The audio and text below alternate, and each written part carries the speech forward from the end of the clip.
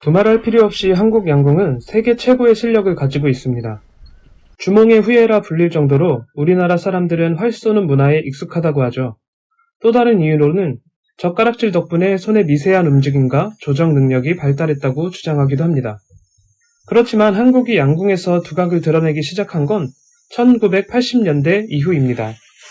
그때만 해도 한국 양궁은 양궁 강국이던 미국과 러시아 등의 훈련 방법을 모방하는 수준이었고 장비도 모두 미국산이었다고 합니다. 그렇다면 한국 양궁은 어떻게 세계 무대를 휘어잡을 수 있었던 것일까요? 가장 큰 이유로는 양궁협회의 선수 양성 체계화에 있다고 볼 수 있습니다. 1988년 올림픽 금메달을 계기로 한국 양궁은 독자적인 훈련 방법을 고민하기 시작했고 그 이후 끝없는 변화와 혁신으로 세계 최고의 자리에 올랐다는 게 더 확실한 이유라 볼 수 있습니다.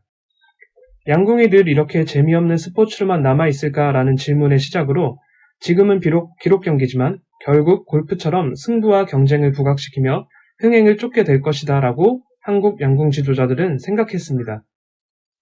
5년, 10년 뒤에도 과연 양궁이 이런 방식으로 운영될 수 있을까? 갈수록 스포츠는 재미를 쫓아 룰을 바꾸는 추세인데 양궁 역시 변하지 않으면 살아남지 못할 것이고 변화의 방향은 승부의 재미를 더하는 방향이 될 수밖에 없다라는 결론을 내렸죠. 이후 태릉 선수촌에는 특이한 양궁 훈련 코스가 생기기 시작했고 미래에 새로 도입될 가능성이 있는 양궁 경기 방식을 예측해 거기에 맞춘 훈련을 시작했습니다. 예측은 정확하게 들어맞았고 1986년 서울 아시안게임을 끝으로 288발을 모두 쏘는 더블 피타 라운드 방식은 사라졌습니다. 이후에도 한국 양궁은 끊임없이 새로운 훈련 방식을 만들어 나갔습니다. 양궁은 거의 완벽한 멘탈 게임이라고 볼 수 있는데요.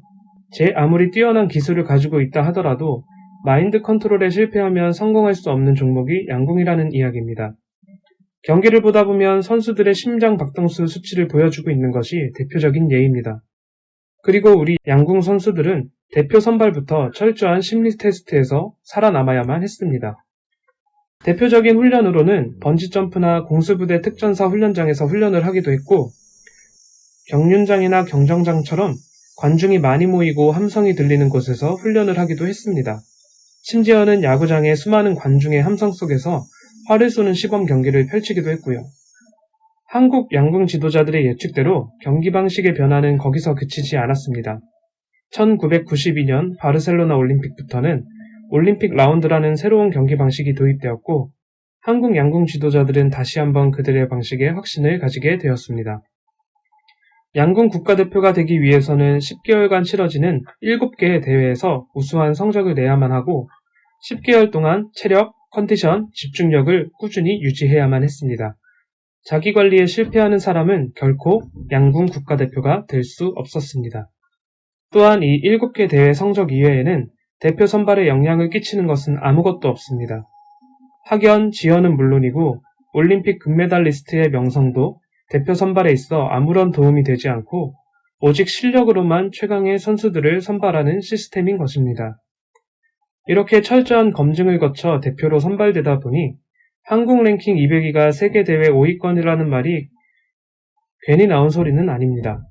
그만큼 검증 시스템이 완벽하게 갖춰져 있다는 뜻이죠. 또 한 가지 재미있는 사실은 국가대표로 선발되면 제일 먼저 해병대 훈련 캠프에 입소한다고 합니다. 그것도 단순한 체험이 아닌 전방 초소 근무를 기본으로 말이죠. 훈련 과정에는 이뿐 아니라 120m 번지점프가 포함되어 있고 실내 수영장에서 하루 3번 12m 다이빙을 해야만 합니다. 평정심을 유지하기 위한 훈련에 초점을 맞추는 것이죠.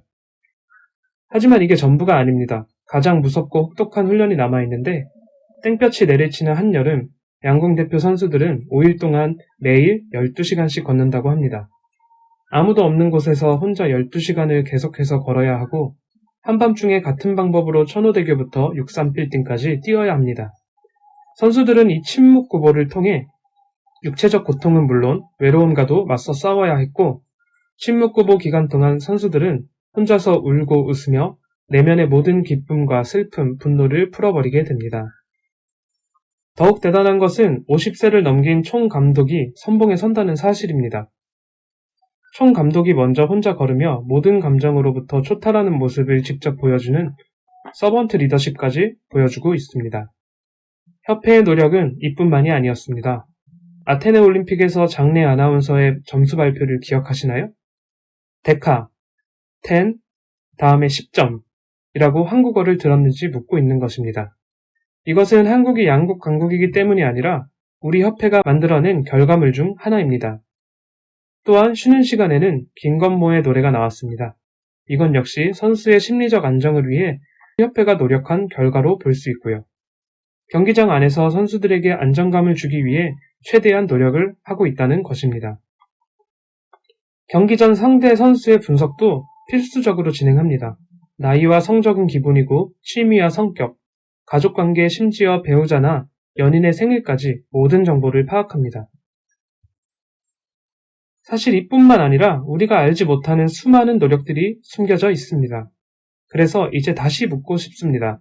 양궁을 잘하는 이유가 단지 우리가 주몽의 후예이기에 아니면 젓가락질을 잘해서인지요. 대한민국 양궁협회의 노력이 많은 사람들에게 전달되었으면 좋겠습니다. 이상으로 오늘의 영상을 마치도록 하겠습니다. 여러분의 구독과 좋아요는 더 재미있는 영상을 만드는 데 큰 힘이 됩니다. 감사합니다.